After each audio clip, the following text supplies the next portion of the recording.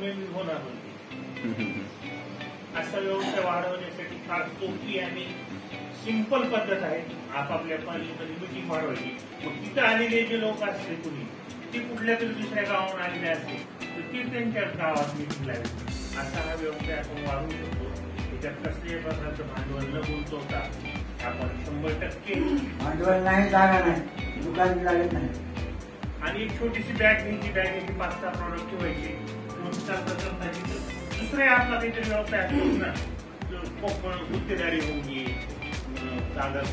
दुकान होगा, कुछ रहता है, 2 बिजनेस है, LIC का भी रहता है.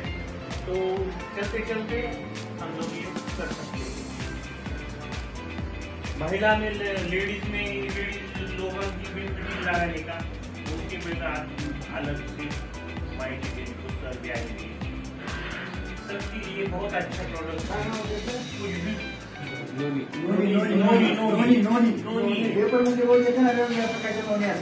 आपण जे अन्न खातो ते पचवण्याचं काम एन्झाईम्स करतात. ती एन्झाईम्स याच्यात